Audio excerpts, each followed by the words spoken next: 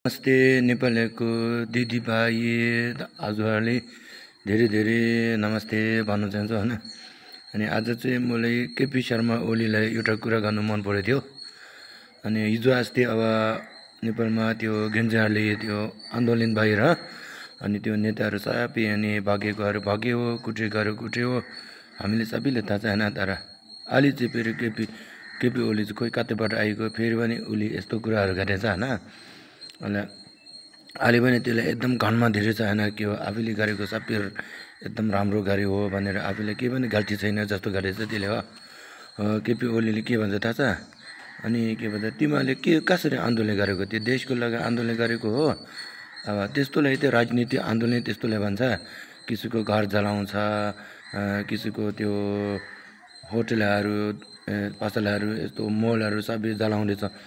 अनि त्यस्तो जलाउन पाइन्छ भन्छ नि, त्यस्तो जलाउन पाइन्छ भन्छ हैन। त्यही केपी ओली तपाईँ आफैले के पनि थाहा पाएको छैन नि। तपाईँले हिजो अस्ति त्यो गेन्जाले जलाएको चाहिँ त्यो नेताहरूको घर जलाएको थियो हैन। नेताहरूको घर जलाएको थियो। नेताहरूको घर चाहिँ किन जलाएको थियो भन्दाखेरि चाहिँ त्यो चाहिँ उनीहरू आफै मेहनत गरेर घर बनाएको होइन नि। त्यो चाहिँ एकदम देशको पैसा पुरा खाएर, देशको पैसा पुरा लुटेर, देशको जनताको खुन पसिनाको कामहरू सबै त्यो नेताहरूले चुसेर तिमीहरूले त्यो घर बनाएको नि। त्यही भएर त्यो घर जलेको के, त्यो घर जलाएको कारण त्यो हो कि केपी ओली तपाईँले भन्छ नि मेरो घर किन जलाएको, किसीका घर जलाउन पाइन्छ भन्छ नि। किसीका घर जलाउन पाइँदैन नि। त्यही भएर उसले आएको घरहरू जलाएको छैन नि, किनभने किसीको घर जलाउन पाइँदैन नि। किनभने काठमाडौँमा भएको आएको घरहरू चाहिँ त्यो मान्छेहरू आफैले मेहनत गरेर घर बनाएको, त्यही भएर उनीहरू जलाएको छैन नि। तर नेताहरूको घर त केपी ओली तपाईँको घर चाहिँ के हो भन्दाखेरि चाहिँ तपाईँको घर चाहिँ तपाईँ आफैको पैसाले बनाएको होइन नि। त्यो चाहिँ जनताको पैसा लुटेर त्यसले बनाएको अनि त्यही भएर गेन्जाले हिजो अस्ति जलाएको नि। जलाएको कारण त्यो हो नि। तपाईँलाई अलि पनि तपाईँले थाहा भएको छैन नि। अझै पनि तपाईँले भन्छ नि देशको जिम्मा आएको नेताले दिएर, नयाँ नेताले देशको जिम्मा दिएर म विदेशी बग्छ र म विदेशी कसरी बग्छ भन्छ नि। तपाईँ त हिजो अस्ति बगेको थियो त, हेलिकप्टरमा बगेको थियो। हेलिकप्टरमा यस्तो डोरीको हेलिकप्टरमा डोरीले तानेर बगेको थिएन अन्त। अनि तपाईँ त विदेशी त बग्छ नि। तर पनि अलि त तपाईँहरू नेताहरू सबैको पासपोर्टहरू सबै अलि छैन नि, कसरी बन्यो अन्त। एउटा कुरा चाहिँ त्यो होइन। केपी शर्मा ओलीको कुरा सुनेर मलाई धेरै अचम्म लाग्यो कि अहिले उसले यतिसम्म यत्रो गल्ती गरेको, देशलाई यत्रो लुटेको छ, देशलाई विकास के पनि गरेको छैन, विकासको नाममा पुरा देशको लुटेको छ। अलि पनि उसलाई के भन्छ आफैको गल्ती थाहा पाएको छैन होइन। आफैको गल्ती गरेको सबै धेरै राम्रो हो भनेको जस्तो छ नि। अझै पनि उसले त्यसो गर्छ नि होइन।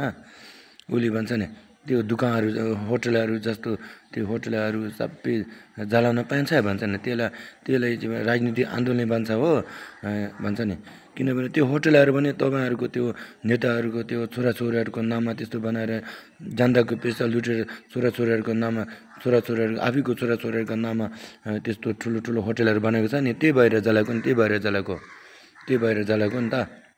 त्यतिखेर आएको होटलहरू जलाएको छैन नि, आएको त्यो सपिङ के त्यो मलहरू जलाएको छैन नि।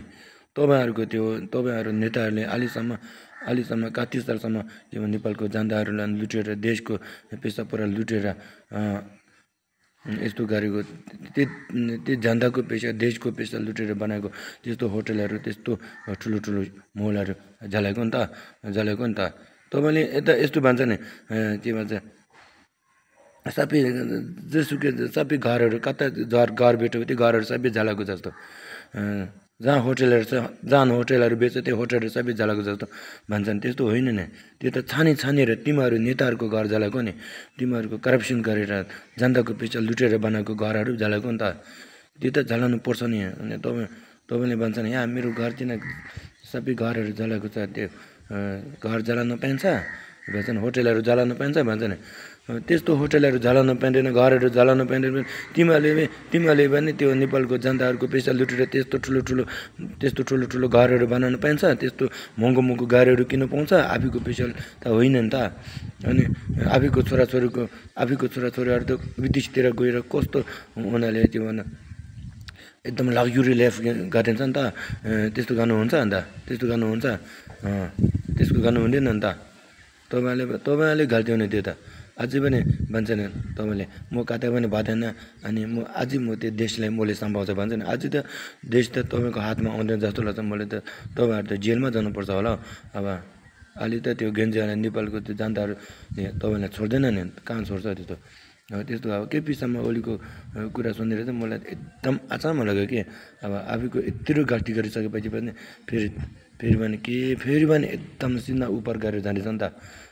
त्यस्तो हो नि, अब गल्ती त सबैले हुन्छ नि, तर गल्ती गरिसकेपछि चाहिँ आफूले माफ गर्नुपर्छ नि। त्यस्तो पनि छैन, के हो त्यस्तो। आज म त्यस्तै अलि सानो एउटा कुरा गर्नु मन पर्थ्यो अनि त्यही भएर अनि नेपालको दिदीबहिनी दाजुभाइहरू सबैलाई नमस्ते होइन। तपाईँहरू ठिक हुनुहुन्छ अनि सबैलाई नमस्ते अनि ल अनि मेरो भिडियो चाहिँ यहाँसम्म हो। Thank you.